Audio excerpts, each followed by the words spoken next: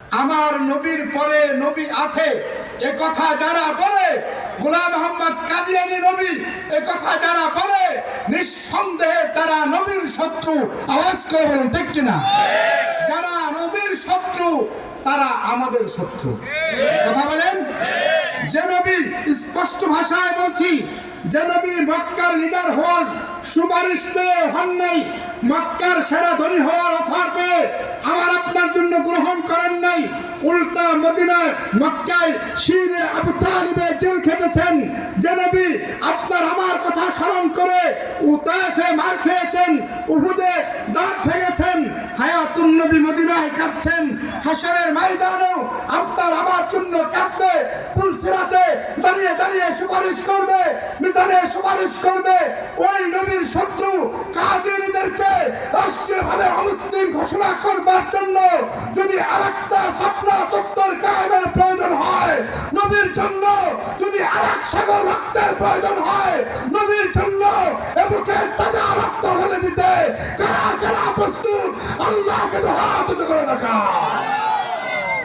আল্লাহ কবুল করুক। আওয়াজ করে বলুন আমিন। আরো যারা বলুন আমিন।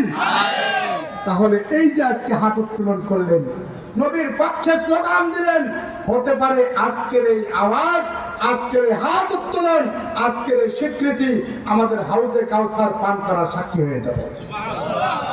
সেদিন বলতে পারবেন, ইয়া রাসূলুল্লাহ, ওই মাদ্রাসার মাহফিলে কাদিয়ানীদের বিরুদ্ধে আপনার খাতামুন নবিয়্যিনের পক্ষে সাক্ষ্য দিয়েছিলাম। কথা বলেন ঠিক কিনা? আল্লাহ এই ওসিলায় আমাদের সকলকে প্রিয় নবীর হাতে হাউজে কাউসার পান করার তৌফিক দিক। আরো জোরে বলেন আমিন। রাসূল বলেন, সাহাবায়ে কেরাম, মোটা দাগে তিনটা জায়গায় তোমরা আমাকে খুঁজতে পাইতে পারো। এক নাম্বার জায়গার নাম হলো হাউজে কাউসার, যেখানে দাঁড়ায়া দাঁড়ায়া আমি আমার উম্মতদেরকে পানি পান করাইতে থাকবো, আর আমি রাসূল আত্মতৃপ্তি লাভ করব। দুই নম্বরে তোমরা আমাকে খুঁজতে পারো পুলসিরাতের সামনে। আল্লাহর হাবিব বলেন, পুলসিরাত এমন একটা জায়গা যার নিচে জাহান্নাম থাকবে, পড়ে গেলেই জাহান্নাম। এজন্য আমার উম্মতেরা পুলসিরাতের সামনে গিয়ে পার হইতে সাহস পাবে না, ভয় পাবে। যেমন ছোট্ট বাচ্চা রাতের আধারে এক ঘর থেকে আরেক ঘরে যাইতে ভয় পায়, কিন্তু মা যদি পিছনে দাঁড়ায় বলে, বাটা আমি দাঁড়ায় রয়েছি, যাও, কোনো ভয় নাই, এবার ওই ছেলেটা একটা দৌড় দিয়ে পার হয়ে যায়। কথা বলেন ঠিক কিনা? নবী বলেন, আমি রাসূল তখন পুলসিরাতের সামনে গায়া আমার উম্মতদেরকে বলবো, উম্মতরে ভয় নাই, আমি রাহমাতুল লিল আলামিন নবী তাকায় রইছি, যাও, পার হয়ে যাও। যে উম্মতেরা এতক্ষণ পর্যন্ত পুলসিরাত পার হয়ে জান্নাতে যাইতে ভয় পাইতেছিল, তারা এবার সাহস পাবে, দৌড়াইয়া দৌড়াইয়া জান্নাতে প্রবেশ করবে। তার মানে নবী আমাদেরকে হাউজে কাউসার পান করাবে, নবী আমাদেরকে পুলসিরাত পার করে দিবে।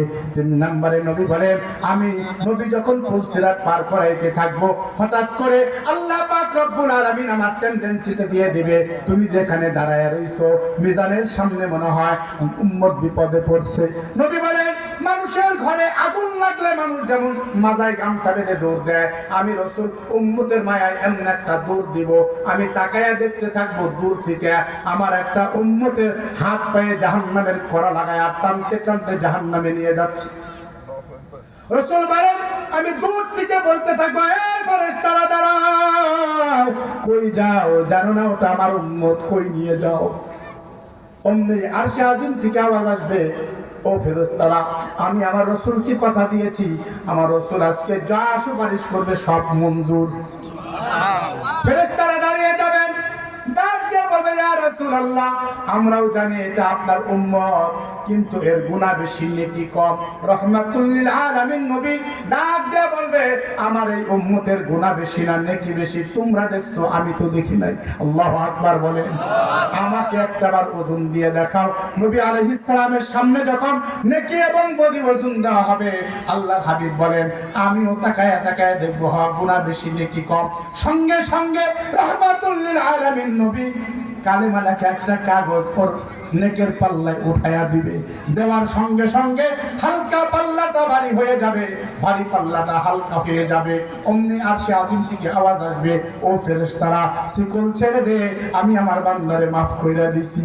সঙ্গে সঙ্গে জাহান্নামের পোশাক গুলো খুলে যাবে, জান্নাতি পোশাক এসে যাবে, আল্লাহর বান্দা সিজদায় পড়ে কাঁদবে আর ডাক দিয়ে বলবে, আল্লাহ যেই ময়দানে আমার মা আমাকে একটা নেকি দিয়ে সাহায্য করে নাই, আমার বাবা আমাকে একটা নেকি দিয়ে সহযোগিতা করে নাই, এই ময়দানে কাকে তুমি পাঠাইলা আমারে সহযোগিতা করে জান্নাতি বানায়া দিল। নবী আমার এবার ডাক দিয়ে বলবে, আয় আয় আয় উম্মতার, আমার বুকিয়া চিনতে পারছ না আমি তোর সেই রসুল যার জন্য শাপলা চত্বরে জীবন দিয়েছিলি।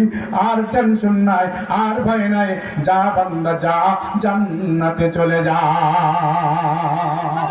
আমার ভাইয়েরা, আমি স্পষ্ট ভাষায় বলতে চাই যে নবী মক্কার সেরা ধনী হওয়ার অফার পেয়েছিলেন, আপনারা আমার জন্য গ্রহণ করেন নাই। মক্কার সেরা ধনী হওয়ার অফার পেয়েছিলেন, গ্রহণ করেন নাই। উপর্যুপরি মক্কায় 3 বছর জেল খেটেছেন, তায়েফে মার খেয়েছেন, মক্কা থেকে মদিনায় হিজরত করেছেন, উহুদে দাঁত ভেঙেছেন, হেলমেটের আঘাত খেয়েছেন, হায়াতুন নবী মদিনায় শুয়ে শুয়ে আজও কাঁদছেন। হাসরের ময়দানে সিজদায় পড়ে আমাদের জন্য কাঁদবে, পুলসিরাতের সামনে দাঁড়ায় দাঁড়ায় আমাদেরকে সুপারিশ করবে, মিজানের সামনে দাঁড়ায় দাঁড়ায় আমাদেরকে সহযোগিতা করবে। এমন অভিভাবক নবীর ভালোবাসা আর প্রেম নিজের দিলে রাখার প্রয়োজন আছে না নাই?